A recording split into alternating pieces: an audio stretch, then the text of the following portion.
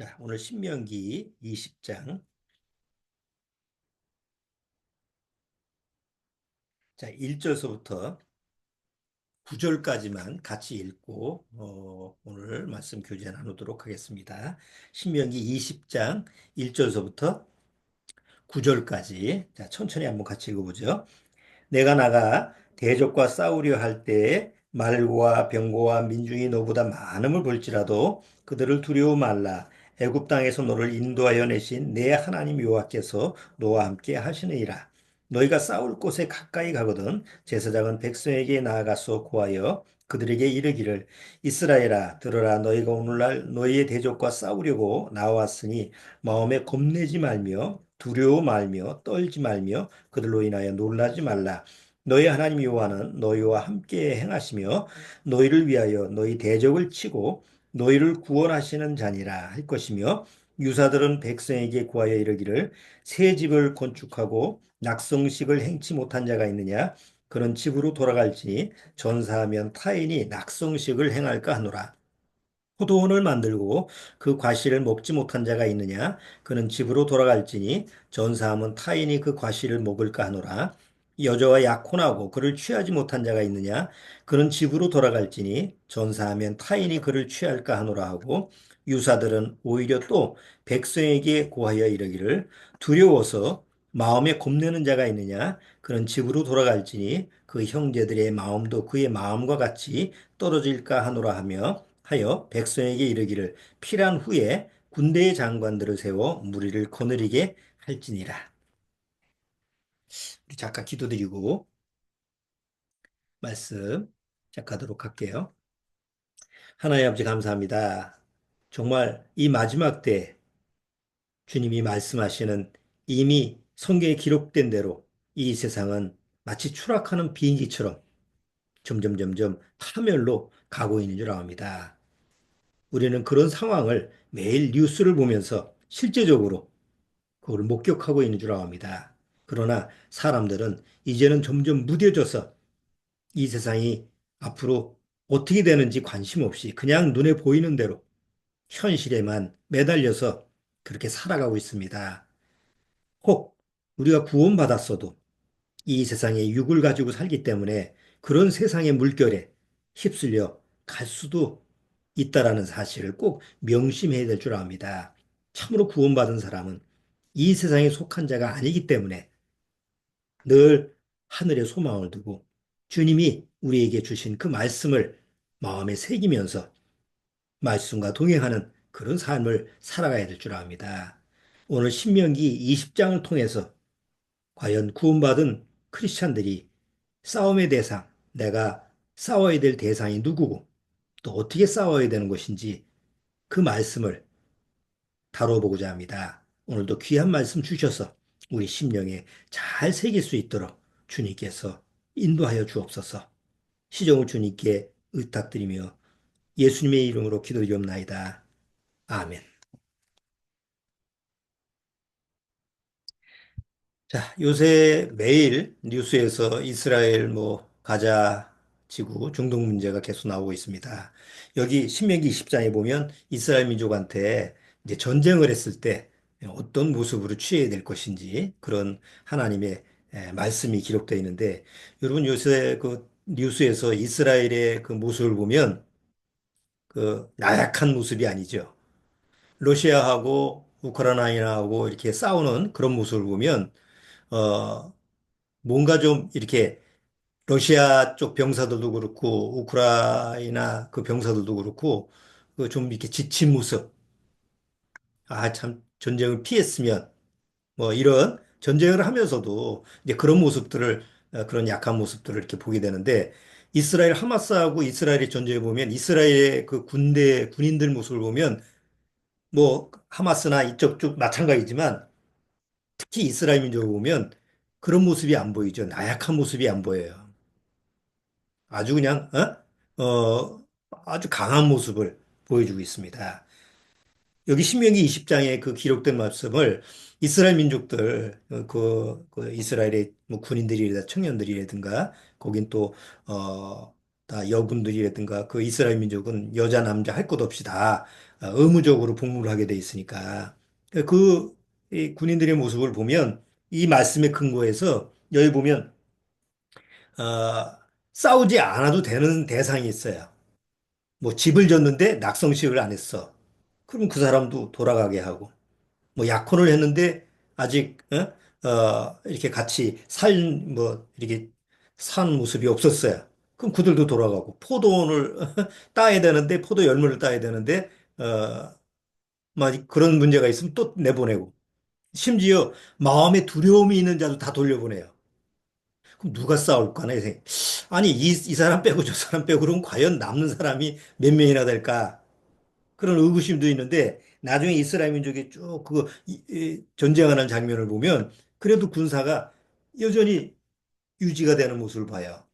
그럼 왜 이스라엘 민족한테 전쟁에서 이런 사람들을 다 빼버리냐? 단 한 사람이 남는다고 해도 이스라엘 민족의 전쟁은 누가 싸우는 거죠? 하나님이 싸우시는 거예요.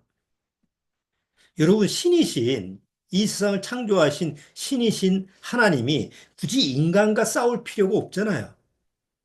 싸움의 대상이 안 되잖아요. 근데 왜 창조주 하나님이 인간을 대신해서 싸우죠? 왜 인간들과 싸워요? 참 그게 신비스러운 모습이에요. 그건 싸울 필요성이 없는데 왜 하나님은 하나님이 택한 이스라엘 민족을 대신해서 싸워준다고 하셨을까? 그럴 필요가 없는데 말이죠. 야, 이것은 우리 구원받은 이후에 구원받은 성도들한테도 굉장히 중요한 부분이죠. 그러니까 하나님은 사람과 싸우는 게 아니에요. 사람의 뒤에서 조종하는 사단과의 싸움에서 하나님이 보호해 주시는 거죠. 뭐 하나님을 이길 수가 없으니까 사단 마귀라도. 그래서 오늘 신명기 20장을 통해서 과연 우리가 싸워야 될 대상은 누구고 또 어떻게 싸울 수 있느냐, 그러면 싸움의 결과는 어떻게 되느냐 이런 부분을 우리가 한번 같이 살펴보려고 그래요. 자, 그 영화를 보면 여러분 아이언맨이라는 영화를 보셨어요? 아이언맨이라고 하는 그 영화를 보면 그 주인공이 그냥 그 싸우는 게 아니죠. 뭐 어떤 그 온몸에 그 장착이 되는 기계가 있죠. 그래서 아이언맨, 강철, 그 슈트를 입잖아요.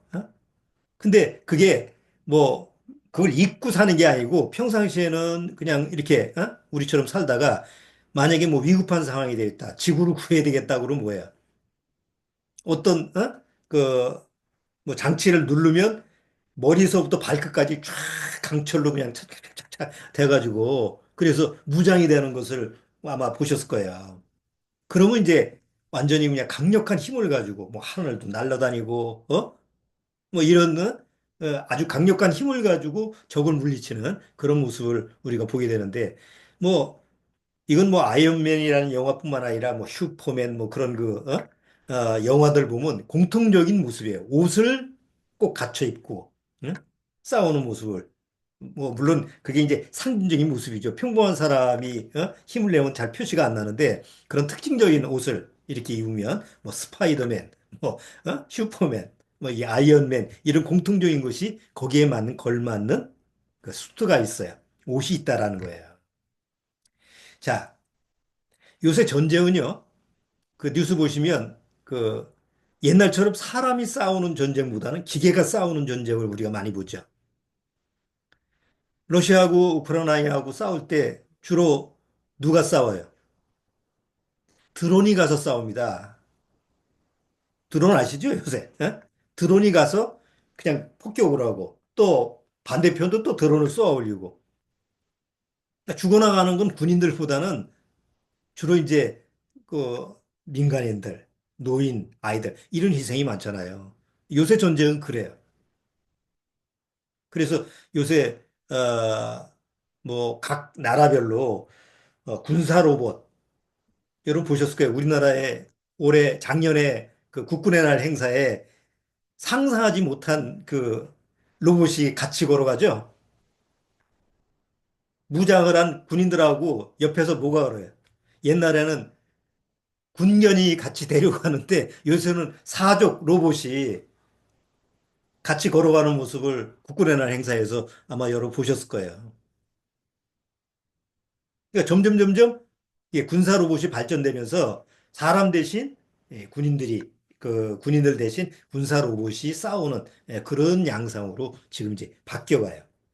그러니까 아마 그 옛날 그 무슨 영화에서 나오는 로봇들이 존재하는 이런 시대가 또 우리가 또 목격할 수도 있을 것 같아요. 점점 빨라지니까. 미국은 앞으로 10년 내에 아, 군사의 3분의 1을 로봇으로 대처한다는 계획을 가지고 지금 추진하고 있어요. 미국이라는 나라는 가능한 나라죠. 그 군사의 3분의 1이 로봇으로 다 대처가 돼서 사람 대신 로봇이 싸우는 거예요. 사람은 뒤에서 조정을 하고. 중국 같은 경우는 뭐 이미 로봇 그 이런 발전이 빨리 돼가지고 아마 그런 것에 대해서 더 빨리 발전될 거라고 생각해요. 그러니까 앞으로의 전쟁 양상은 어 뭐 옛날의 전쟁하고는 전혀 다른 모습이죠. 근데 어쨌든 오늘 제가 얘기하고 싶은 초점은 뭐냐면 싸우려면 뭐가 있어야 돼요. 군인들이 나가서 싸우면 그냥 맨몸으로 나가질 않잖아요. 여기 뭐 군복 입고 거기다가 방탄조끼 입고 뭐 철모 쓰고 뭐 무장을 하죠. 자, 오늘 성경을 통해서 하나님이 싸우라고 하는 하나님의 군사한테도 거기에 무장하는 수트가 있어요. 예? 강력한 수트를 주는데 언제 주느냐? 구원받았을 때 에, 지급품 중에 하나입니다. 구원받으면 우리가 구원받았을 때 두 가지의 옷을 받습니다. 하나는 그리스도의 옷. 갈라디아서 한번 보시죠.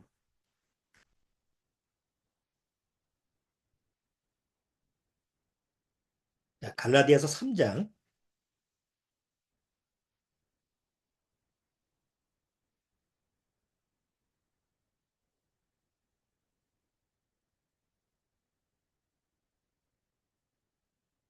갈라디아서 3장 27절.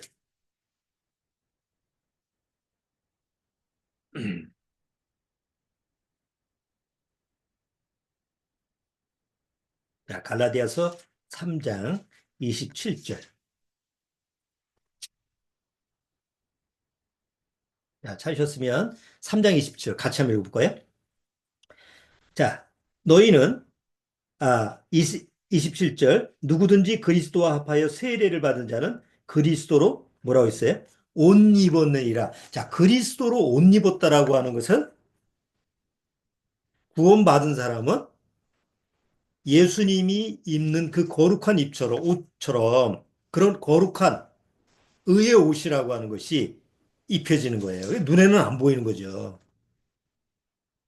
자, 그런데 요것이 갑옷은 아니에요.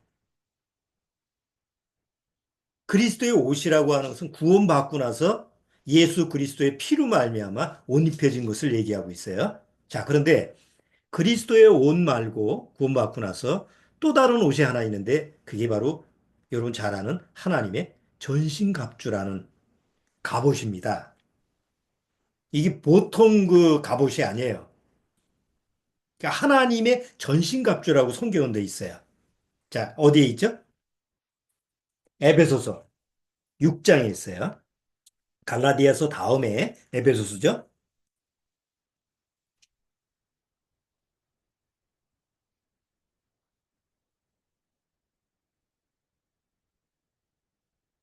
자, 에베소서 6장 13절 보세요. 자, 에베소서 6장 13절.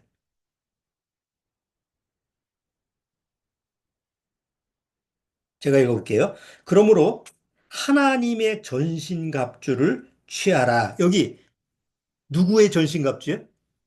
하나님의 전신갑주. 하나님이 만드신 전신갑주예요.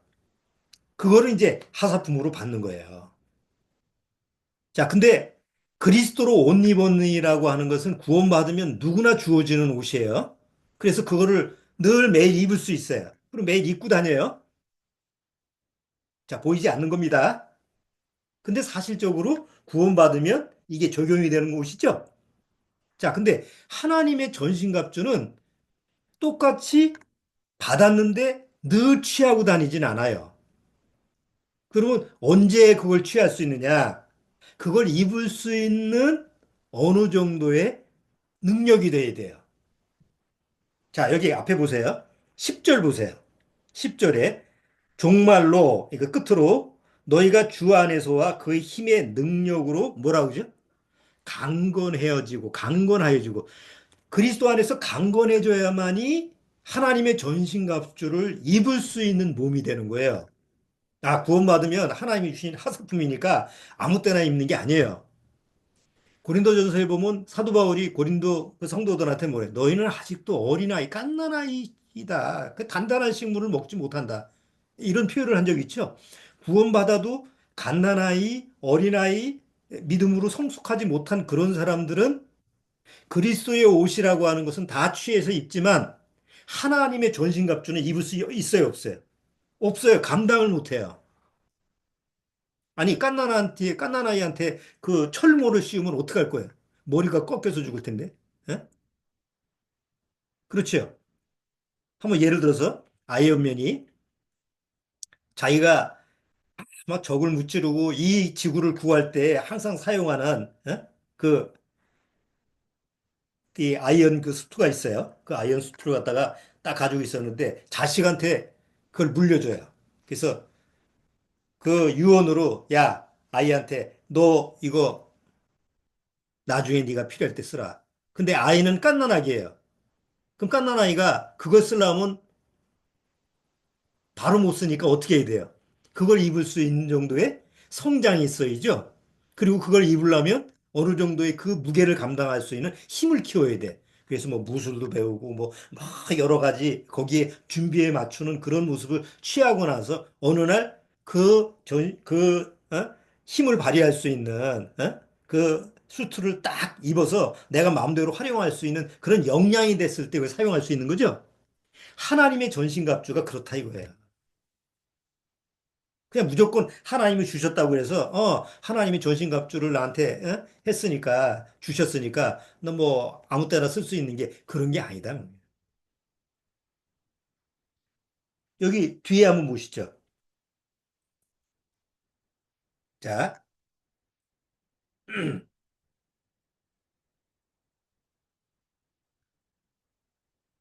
13절 다시 한번 읽어볼게요.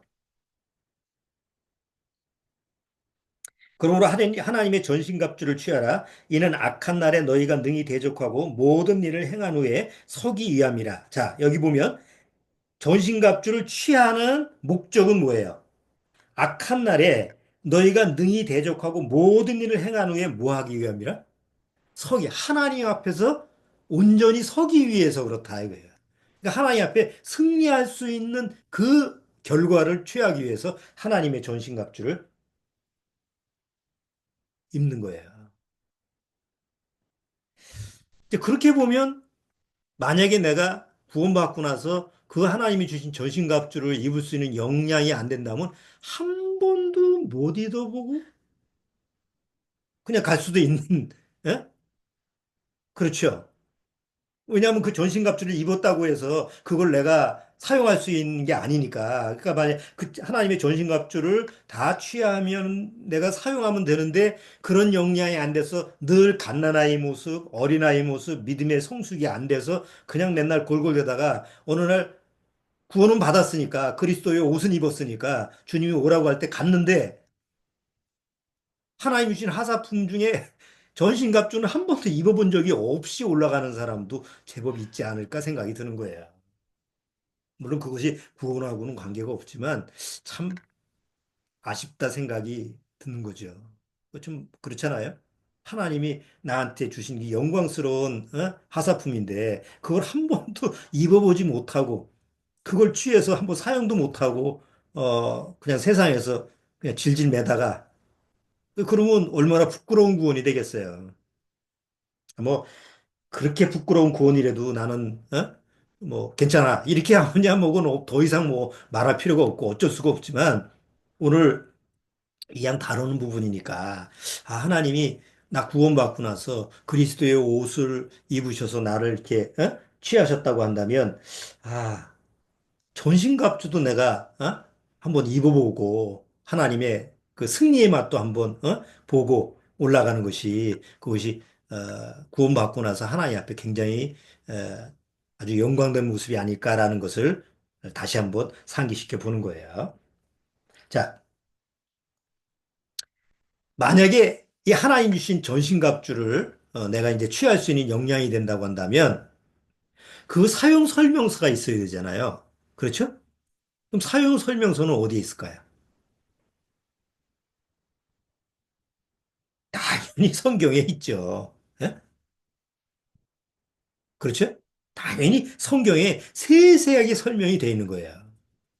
그래서 그 사용 설명서를 성경을 통해서 보면 어느 날 이제 그 하나님이 주신 전신갑주를 입을 수 있는 그런 역량이 되면 그 역량에 맞춰서 아, 요거는 요렇게 사용하면 되는구나. 저건 저렇게 사용하면 되는구나. 아, 요건 요때 사용하면 되는구나. 요거 맞춰가지고 사용을 하면 이제 그게 이제 스킬이 되는 거죠. 기술이 되는 거죠.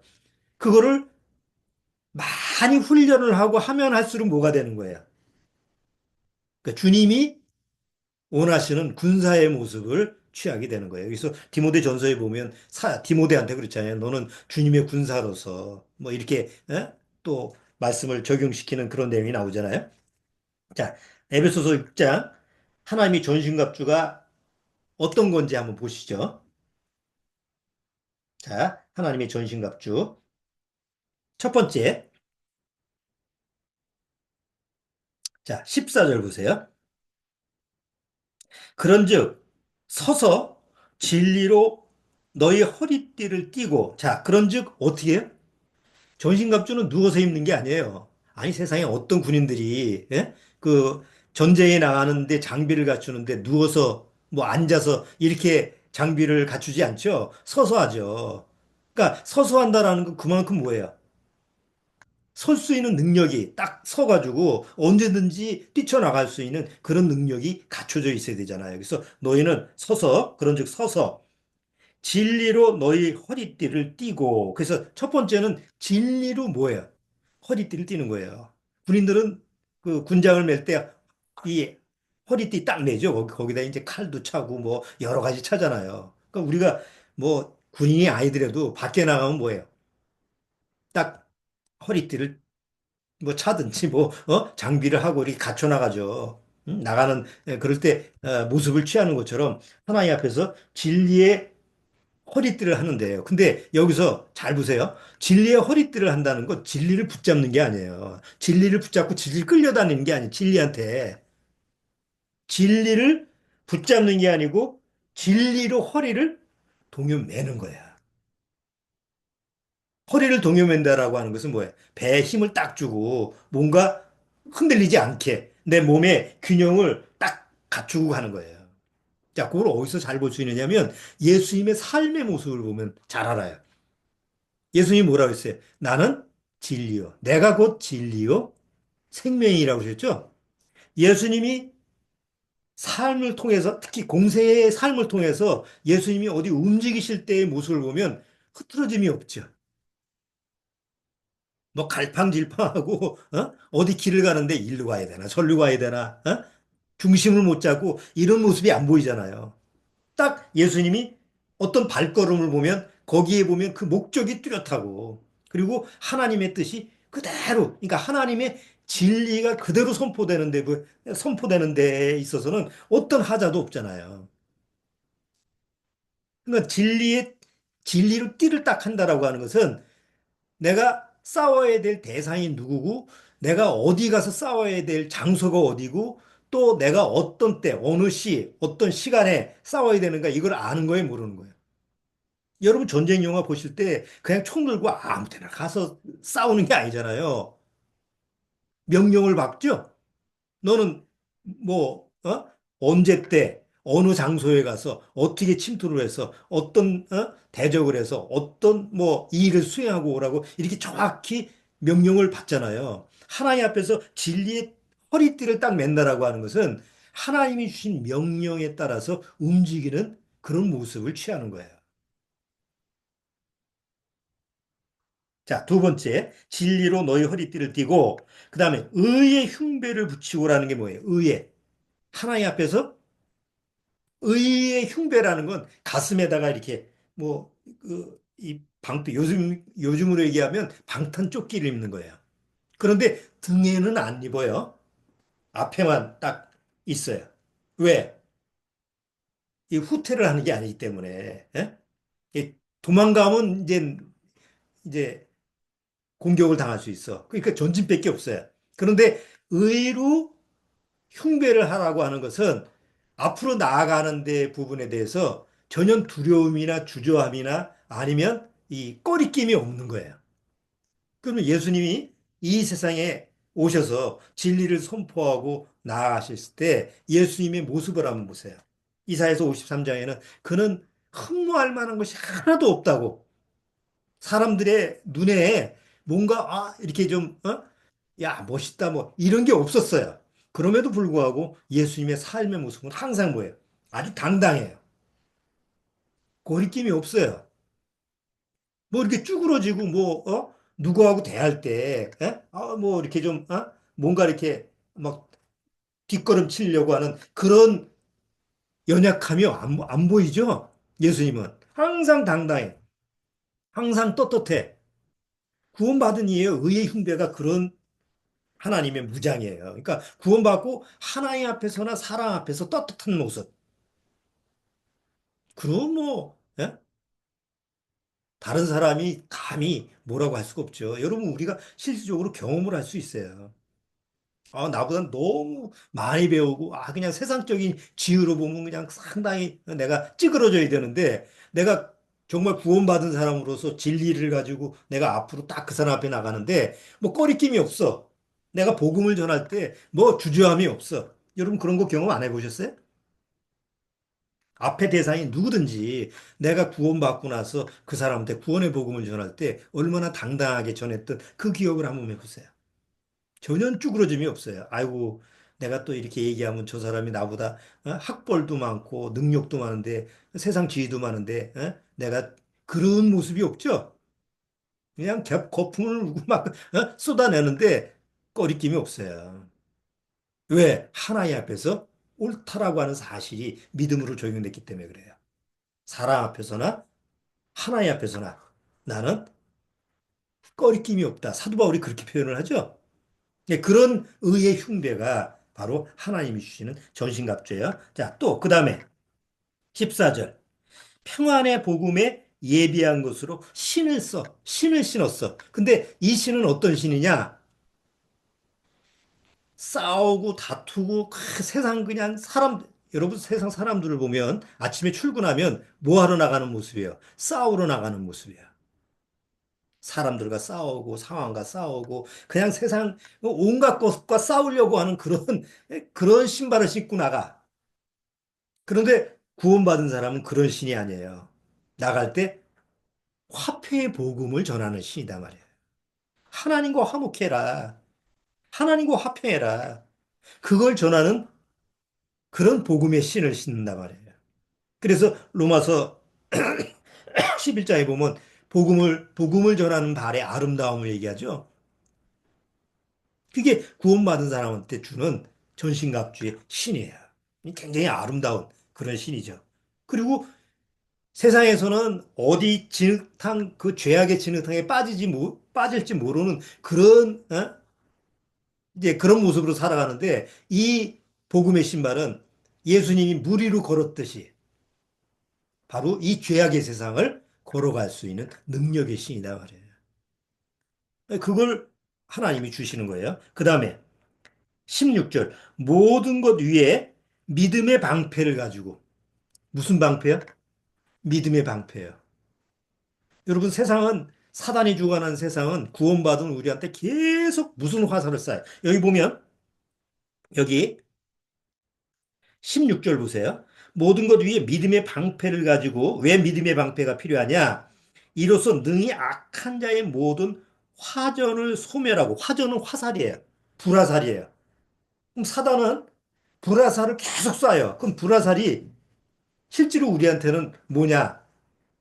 사단에 헐뜯고 나를 모해하고 야, 너 구원받은 네가 지금 야, 그 꼴이 뭐니? 네가 하나님의 자녀라고 하면서 네 삶의 모습은 정말 개차반 아니냐? 네가 그렇다고 구원받은 사람이라고 할 수 있냐? 이런 식으로 해서 계속 나를 송사하고 막 계속 나로 하여금 막 찌그러지게 하는 거예요. 그 구원받고 나서 그게 불화살로 막 오면 견디지 못해요. 대개 이 믿음의 방패를 사용할 줄 모르면 다 거기에 나가 떨어져요. 실족하는 이유가 그거예요. 뭐 큰 문제 때문에 사업에 실패해서 누가 뭐 내가 사고 나서 그런 것 때문에 실패를 하죠. 오히려 그런 환경이 오면 더 믿음이 강건해질 수 있어요. 그런데 오히려 이 사단의 어떤 불화살에 맞으면 아파. 굉장히 아파. 그래서 스스로 견디지 못해서 녹아버리는 거예요. 그런데 그래서 뭐가 필요한 거예요? 믿음의 방패가 필요해요. 사단이 그냥 불신과 의심, 그 다음에 막 참소하고, 그런데다가 육체의 가시까지, 예? 막 어디 병들고 고통스럽고, 막 이런 환경적인 요인까지 딱 겹치면 막 나가 자빠지는 거죠. 근데 하나님이 뭐 주셨어요?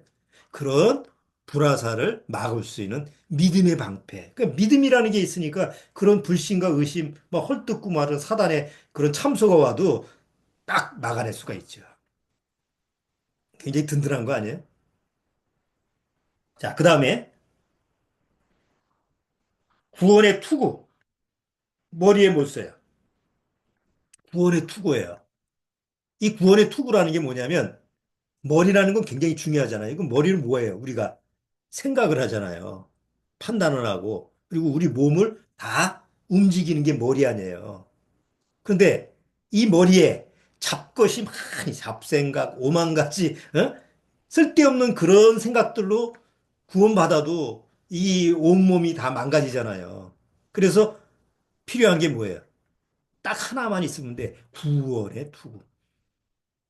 구원 하나만 제대로 생각하면 돼요. 다른 거 필요 없어요. 구원이라고 하는 하나님이 주시는 그 하나님의 구원이라는 것만 가지고 딱 투구를 쓰고 있으면 모든 문제가 해결돼. 옛날서부터 구원 얘기하면 야, 니님의 교회는 어떻게 너는 맨날 구원밖에 모르냐? 구원 얘기만 하냐? 그렇죠? 교회 안에, 교회 간에서도 서로 목사님들이 얘기하는데 왜 우리는 구원 얘기만 합니까? 라는 얘기를 하는 사람들이 있었어요. 결국 떨어져 나갔지만. 구원이 하나님의 모든 것이에요. 예수님이 왜 오셨어요? 구원 때문에 오신 거 아니에요. 아니, 예수님의 이름이 뭐냐고. 지저스라고 하는 예수라는 이름이 뭐예요? 성경에 나왔죠? 곧 구원이다. 구원이라는 이름을 가지고 오신 예수님이 어느 날 구원받은 성도들의 머리가 되신 거 아니에요. 그래서 그 구원이라는 투구를 쓰면 뭐 모든 것이 정리가 돼. 근데 구원의 투구를 안 쓰면 그 뭐 조그만 잡생각이라도 사단이 조그만 뭔가 이제 그냥 뭐 세상적인 거 가지고 유혹을 하거나 막 세상 잡다한 거 가지고 나를 가지고 어지럽히면 정신없어지는 거예요. 자, 구원의 투구와 성령의 곧, 성령의 검, 곧 하나님의 말씀을 가지라. 성령의 검. 예수님이 항상 뭐라고 그랬어요? 하나님이 말씀하실 때, 기록되었을 때, 사단하고 사단의 시험에서, 하나님, 그 예수님은 뭘로 사단을 이겼어요? 사단의 시험을. 기록되었을 때, 하나님의 말씀으로 이기잖아요. 그러니까 전쟁을 할 때 성령의 검이라는 것은 오직 하나님의 성경 66권 진리의 말씀 가지고 승리할 수가 있다. 그리고 마지막 18절. 18절. 모든 기도와 간구로 하되 무시로 성령 안에서 기도하고 이를 위하여 깨어 구하기를 항상 힘쓰며 여기서 뭐예요? 그냥 기도가 아니에요. 뭐 새벽 기도하고 철야 기도하고 이런 그런 형식적인 종교적인 기도가 아니고 무시로 시간 관계없이 항상 하나님 앞에 기도하는 거예요. 그럼 그 기도의 내용이 뭘까요? 아까 신명기 20장에 뭐라고 했어요? 이 싸움은, 이 전쟁은 네가 하는 것이 아니라 내가 하는 것이다. 예수님이 항상 기도할 때 내 뜻이 아니라 누구의 뜻을 이루어달라고 했어요. 아버지의 뜻을 행하옵소서. 아버지의 뜻을 기도하셨던 그 예수님처럼 우리도 항상 내 뜻이 아니라 아버지의 뜻을 구하는 그런 기도가 주님이 주시는 나의 전신갑주가 되는 거예요. 그래서 일곱 가지예요. 보통 성경에서 일곱 가지는 7이라는 숫자는 뭐예요? 완전 숫자잖아요. 그러니까 그 하나님이 주신 그 전신갑주를 딱 입으면 뭐 사단과 싸움이 안 되는 거예요. 아까도 제가 얘기했지만 우리가 싸워야 될 대상은 누구예요? 한번 예수님하고 연관을 시켜보죠. 왜냐하면 예수님이 이 세상에 오셨을 때 하나님의 전신갑주의 모습을 취하셨기 때문에 그걸 입으셨기 때문에 바로 우리도 예수의 모습을 보면 아 저렇게 입으면 되는 거구나. 에? 엉뚱한 데다가 장치를 하면 안 되잖아요. 에? 구원의 투구를 갖다가 발에다가 자꾸 끼고 의의 흉배라고 하는 거 갖다가 엉덩이에다 차고 그러면 안 되지. 적재적소에 딱 입어야 되는 것처럼 예수님이 전신갑주를 취하신 모습을 보면 우리는 그대로 따라서 하면 돼요. 그럼 예수님이 전신갑주를 입고 누구랑 싸우셨냐고요. 아이고 예수님이 뭐 저기 그 당시에 서기관, 바리새인, 뭐 종교인들하고 막 싸우지 않았습니까? 이 독사의 새끼들이라 막 이렇게 하시지 않았습니까? 아 예수님이 그게 싸운 거예요? 예수님은 싸움의 대상이 그들이 아니었어요. 그들의 죄를 지적한 거지. 그들이 어떤 상태냐. 하나님 앞에서 그들은 어떤 존재냐. 너들은 사단의 종노릇 하는 자다라고 하는 걸 사실대로 표현하는 거지. 그게 싸우는 게 아니에요. 오히려 예수님은 그들이 싸우려고 할 때 어떻게 했어요? 조용히 피해서 산으로 가시다. 이런 표현이 나와 있죠? 막 칼싸움하고 총싸움하고 이러질 않았단 말이에요. 예수님이 이 세상에 싸우러 오신 게 아니에요. 진짜 예수님이 싸우시는 건 재림할 때, 마지막 재림하실 때 오셔서 요한계시를 보면 대적을 다 천사들과 함께 물리치시는 그런 모습을 요한계시를 보죠. 첫 번째 초림 예수님은 싸우러 오시는 분이 아니에요. 로마의 권력자들하고 싸웠어요. 헤로도 왕, 뭐 빌라도 그 앞에 가서 막 싸웠나요? 아주 좋은 예로 제자들이 아이 그 세금 내라고 하는데 어떻게 하면 좋습니까? 그랬더니 가이사의 것은 가이사의. 야 세금 내. 정당하게 네가 로마 아래 있으면 로마에 세를 내. 그리고 동시에 하나님 것은 하나님 것으로 내. 요즘 우리나라도 정치적인 문제 막 이런 게 복잡하니까 거기에 이제 교회가 나서서 또 뭐, 그 광장에서 매일 모여가지고 난리가 났죠. 아, 물론 우리나라가 민주주의가 제대로 이렇게 서야지 우리가 신앙생활 하는데 별 문제가 없어요. 근데, 뭐 사실적으로 좀 이렇게 좌파라고 하는 사람들의 그 사상들을 보면 상당히 공산주의라고 하기보다는 그런 그 유형을 가지고 있죠. 그러니까 민주주의보다는 약간 그런 공산주의의 그 모습을 쫓아가려고 하는 그런 모습이 있어요. 물론 그것이 우리나라한테는 해가 되는 건 사실이에요. 그렇다고 해서 교회가 그걸 가지고 막 목숨 걸고 싸워야 될 대상은 아닌 거예요. 어쨌든 뭐 중요한 것은 우리가 싸워야 될 대상은 그런 세상 정치 권력자, 뭐 나하고 반대되는 세력 이런 게 아니라는 것을 우리가 성경을 통해서 알아야 돼요. 자, 그 다음에 로마 군사나 예수님을 대적했던 사람들과 싸웠어요. 가룟 유다가 예수님을 팔고 예수님 앞에 왔을 때 이런 이런 능치처참한 놈들 주의 제자들한테 저거 죽여라 이러질 않았죠? 베드로가 칼로 그 예수님을 잡으러 왔던 종의 귀를 자르니까 예수님 뭐라 그래요? 다시 귀를 붙여주시면서 검으로 하는 자는 검으로 망한다. 그리고 이제 순수히 끌려가셨잖아요. 그럼에도 불구하고 예수님은 뭘 입으셨어요?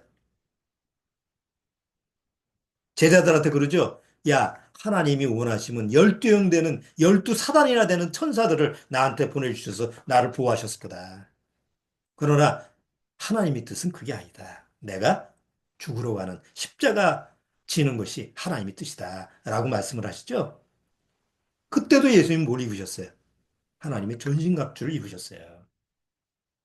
그러니까 하나님의 전신갑주라고 하는 것은 오직 하나님의 명령에, 하나님의 뜻에 사용되는 하나님이 주시는 아주 귀한 옷이라는 거죠.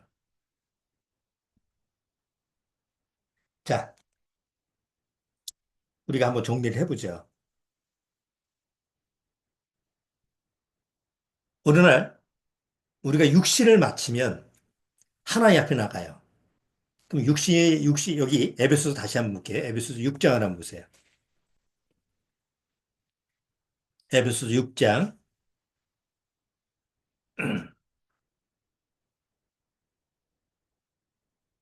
자, 10절서부터 다시 한번 읽어볼게요.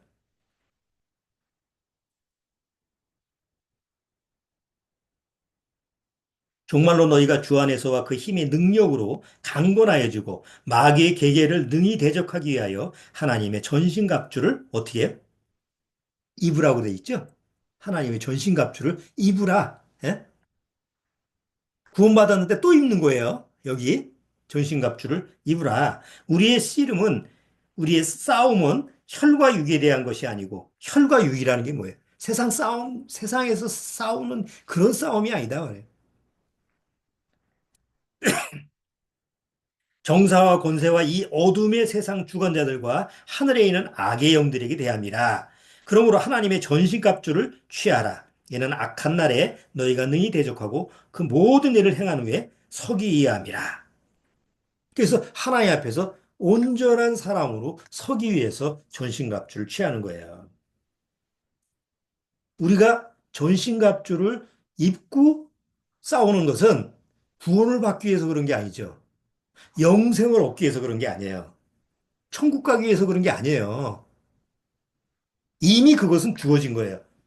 이미 나는 죄사함을 받고 구원받고 영원한 생명을 누리기 때문에 천국 가는 건 당연한 거예요. 그런데 금방 구원받고 간 게 아니고 이 지상에 지금 남아 있잖아요. 그리고 이 지상에 이 세상 임금은 누구예요? 사단 마귀입니다.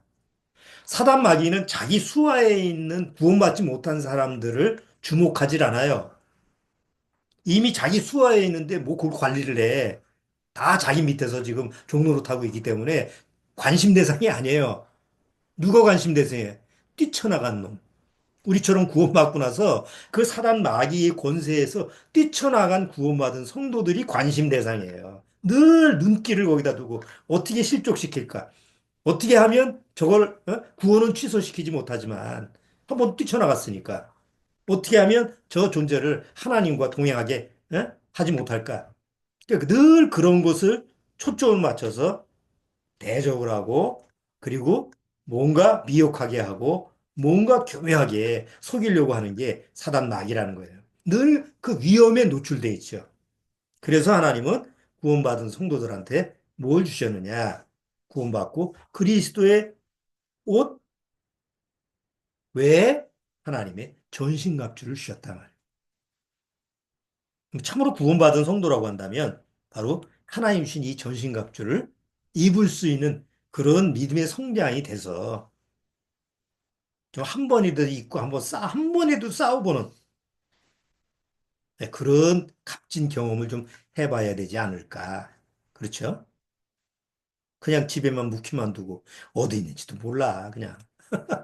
그게 있는지조차도 모르고 이게 어느 날 이 세상을 떠난다고 한다면 지금은 잘 모르겠지만 나중에 가면 너무 너무 후회되지 않을.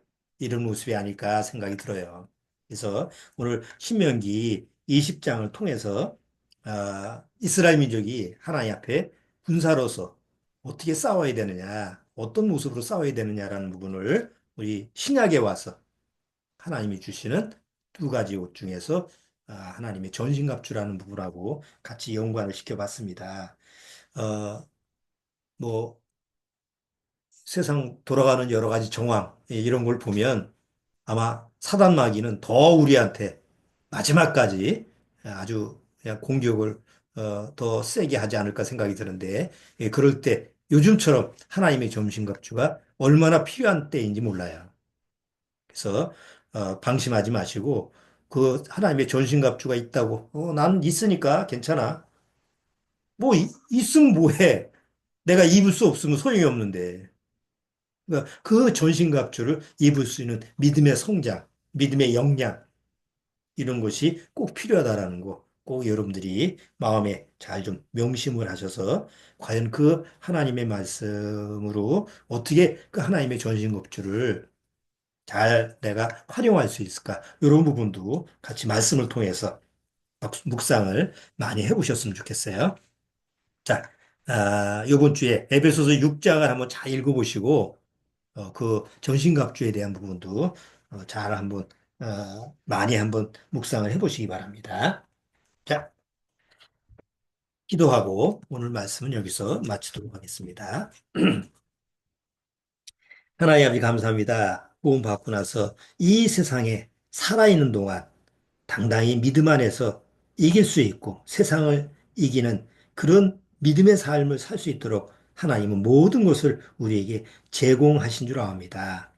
이렇게 하나님의 은혜와 하나님의 자비하심이 있기 때문에 우리는 이 세상에서 낙오되지 않고 당당히 세상을 이길 수 있는 믿음으로 살아가게 되는 줄 압니다.